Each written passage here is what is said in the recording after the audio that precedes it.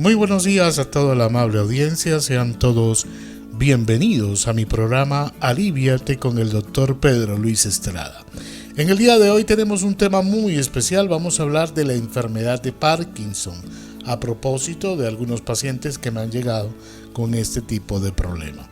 La enfermedad de Parkinson es un trastorno neurológico de evolución lenta y progresiva, que forma parte de las enfermedades degenerativas del sistema nervioso central. La edad de comienzo se sitúa alrededor de los 60 años, aunque en algunos casos se inicia a los 40. Es más frecuente en los varones y afecta aproximadamente a 3 de cada 1000 habitantes. No existen problemas sobre pruebas que nos digan que existen factores genéticos infecciosos que pueden estar relacionados con el inicio de la enfermedad. El único factor ambiental que ha podido relacionarse con su aparición es el hábito del tabaco. La enfermedad de Parkinson es mucho más frecuente entre los no fumadores que entre los fumadores. De momentos que se desconoce el significado de este hallazgo estadístico, pero se ha confirmado que en todos los grupos de pacientes estudiados la causa de enfermedad es desconocida para la medicina convencional.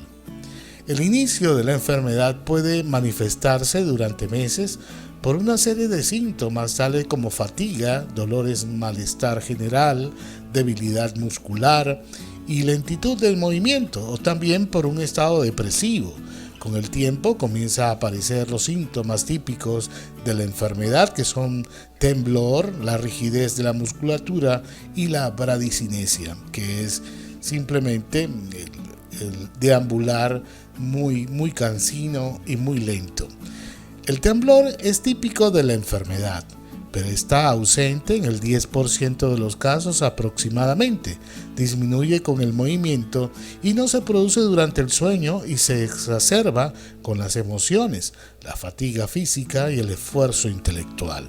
El temblor característico consiste en oscilaciones rítmicas e involuntarias de una parte del cuerpo que se producen con una frecuencia de 4 a 7 movimientos por segundo. Por lo general se manifiesta en primer lugar en los miembros superiores y al principio de todos ellos puede ser unilateral y más tarde se extiende a los otros miembros y a la musculatura de la cara y del cuello. Hay movimientos típicos del temblor parkinsoniano, como el que se produce con el temblor del pulgar enfrentando a los otros dedos de la mano, que determina la apariencia de liar cigarrillo o de contar moneda. Ese movimiento indica, generalmente es el movimiento típico del movimiento del pulgar, nos indica mucho el inicio de esta enfermedad. El temblor de la cabeza no es tan frecuente y aparece siempre en fases avanzadas de la enfermedad. Se manifiesta con movimientos repetitivos de la cabeza semejante a los de la afirmación o a los de la negación. Cuando afecta la musculatura de la cara se produce un parpadeo típico al cerrar los ojos. La rigidez que se ve en estos pacientes es más frecuente que en el temblor. Consiste en un aumento de la resistencia normal que se produce al mover una extremidad de forma pasiva. La rigidez aumenta con el movimiento y con la fatiga. Puede provocar dolor y dificultad de mover, de tener movimientos voluntarios. En las fases avanzadas de la enfermedad puede producir contracturas musculares dolorosas. La bradicinesia, que es la reducción o el lentecimiento de los actos motores voluntarios o automáticos, tanto en su comienzo como en el desarrollo, ese es el síntoma más incapacitante de la enfermedad. Esta pobreza motora es la causante de la expresión típica de las personas afectadas por esta enfermedad.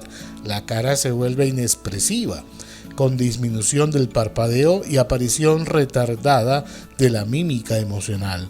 También se afecta la voz. El enfermo tiene dificultad para articular las palabras. Su voz puede ser monótona o monotona. de baja intensidad, sin modulación ni inflexiones, y cuando la enfermedad progresa, sus palabras pueden resultar ininteligibles.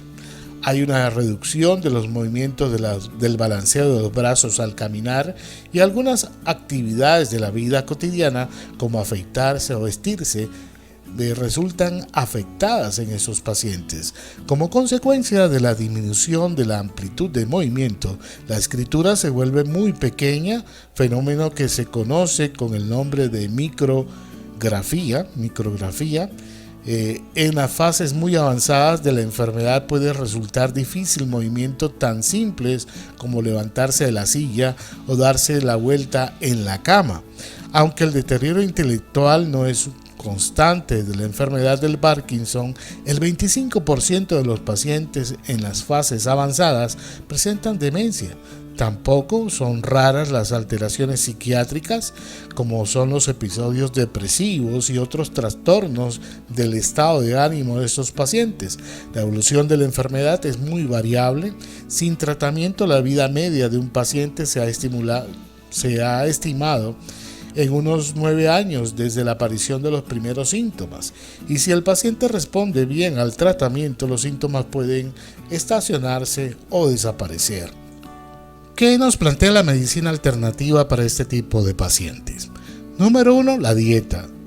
Esos pacientes están indicados seguir una dieta, un régimen antiinflamatorio general y un régimen que ayude a proteger la circulación arterial con escaso contenido de grasas de origen animal, por ejemplo, las cuales deben sustituirse por aceites de girasol, aceite de oliva, aceite de soya, de nuez, aceite de pescado, que es el único aceite animal que se les recomienda a estos pacientes, y están especialmente indicada el consumo de habas. Las habas son las leguminosas que más tienen la L-dopa, la levodopa, que es una sustancia que el cuerpo necesita, sobre todo el cerebro necesita para producir dopamina, que en esos pacientes la dopamina en ciertos lugares del cerebro están disminuidos. Las habas, ya que contienen una sustancia que es la levodopa, como decía, que favorece el control de los músculos durante la contracción.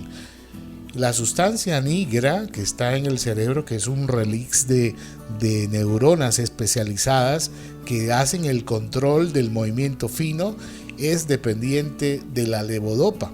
Entonces esos pacientes, uno de los medicamentos que se le da es levodopa, que es un tratamiento médico, pero desde el punto de vista de las medicinas alternativas, lo que hacemos es darle medicina ortomolecular, darle los alimentos que necesita el paciente para mejorar su estado de salud.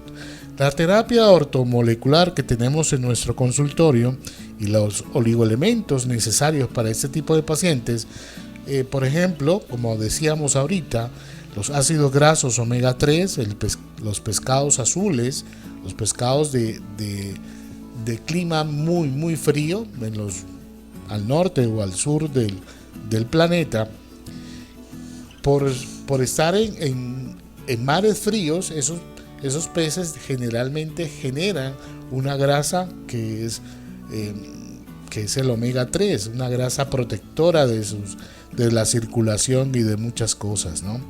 Así que ese omega 3 que están en el salmón, en las arencas, en la trucha arcoíris, les sirve mucho a esos pacientes, ¿no? Omega 6 como el aceite de onagra y aceite de borraja también mantienen las paredes arteriales en buen estado y mejora la circulación. Su acción debe reforzarse con vitamina E y nutrientes antioxidantes y antienvejecimiento. Es importante mantener los niveles adecuados de vitaminas y minerales.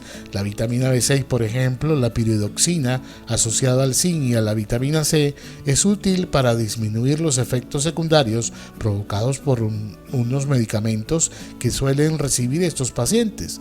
Ciertos aminoácidos componentes de la proteína mejoran los procesos de transmisión nerviosa alterados en estos enfermos. Las terapias alternativas, las terapias con plantas, la fitoterapia, las plantas ofrecen apoyo y refuerzo al tratamiento, a la acción de fármacos que mejoran el temblor de reposo. Se recomienda hojas de vinca pervinca, que es la vinca minoris, las flores del hisopo. Como plantas de soporte se emplean las flores del gordolobo, el Viscum taxus, con acción antiinflamatoria y desintoxicante, y es un estimulante de las defensas. Las unidades floridas de la lavanda también le sirven mucho para esos pacientes, sobre todo para el estado de ánimo, y que con un efecto sedante suave. Y la milenrama, la Chilea millennium, que es un relajante de la contractura muscular para mejorar el riego sanguíneo cerebral, es adecuado utilizar el ginkgo biloba, que se utilizan las hojas en forma de té o en cápsulas o en gotas. Esos pacientes la fitoterapia les va muy bien en un estado inicial de su enfermedad, un estado de comienzo, y existe un hongo que yo manejo mucho, que es el hongo Ericium, que es el hongo melena de león, que está demostrado que tiene un efecto muy importante en los pacientes con problemas del sistema nervioso central, porque permite la regeneración del mismo y permite las nuevas conexiones nerviosas. Así que ayuda muchísimo a estos pacientes esta fitoterapia que recomendamos en nuestro consultorio. La hidroterapia, las curas de hidroterápicas son muy adecuadas porque activan y equilibran el funcionamiento de la médula, el bulbo y el cerebelo también, regulando así las funciones nerviosas, favorecen la oxigenación de la sangre, activan su circulación y estimulan el funcionamiento de los órganos. Se aconsejan duchas alternas caliente-frías que se deben iniciar siempre con agua caliente. Las terapias manuales que podemos recomendar a estos pacientes, el masaje, los ejercicios físicos, la gimnasia pasiva, que evitan la rigidez y el cansancio muscular, que mantiene la flexibilidad de las articulaciones, ayudan a conservar la capacidad de movimiento de esos pacientes, son maravillosos para el tratamiento integral de estos pacientes. Por eso esta enfermedad, que es una enfermedad, digo yo, de ricos, pero en realidad es de mucho cuidado, de mucha atención al paciente enfermo, porque le podemos ayudar con la hidroterapia, por ejemplo, agua fría, agua caliente, hacer todo un tratamiento de termoterapia con el agua, junto con la hidroterapia, para ayudar a mejorar la circulación, mejorar la desintoxicación de los tejidos, etcétera, etcétera. El consumo de agua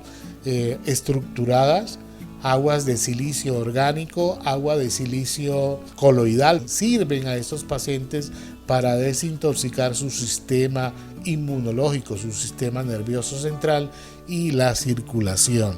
Recuerden que el silicio es un gran modulador de las funciones del colágeno y todas esas sustancias que están en el tejido conectivo, pero en el sistema nervioso central tiene un efecto importante, es que ayuda a que el sistema nervioso central esté sin aluminio, o sea, desintoxique los metales pesados que de alguna manera afectan el sistema nervioso central, aluminio, plomo, arsénico, todos estos productos que vienen de metales pesados, toxicidad por metales pesados, se pueden mejorar con el silicio, el consumo de silicio orgánico o el silicio coloidal.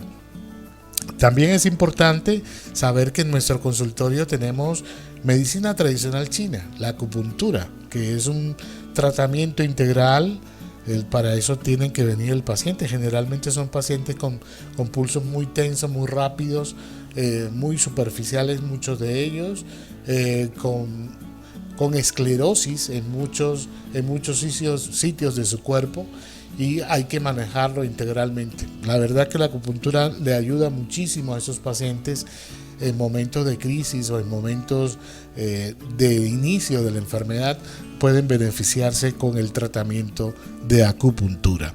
Así que esos pacientes se ven beneficiados con tratamientos alternativos que tenemos en nuestro consultorio y la razón por la que trajimos este tema es porque precisamente tenemos pacientes con problemas de Parkinson y queremos que esos pacientes escuchen que hay formas de manejar la enfermedad, ¿no? Existen también estudios, por ejemplo, del uso de la cannabis, aceites de cannabis, que ayudan muchísimo a esos pacientes con problemas de Parkinson. Hay estudios, hay tratamientos alternativos, pero para eso necesitamos que los pacientes sean consecutivos en el tratamiento para que mejoren su calidad de vida. Así que mis amigos, no siendo más, me despido de ustedes y nos vemos en el próximo video.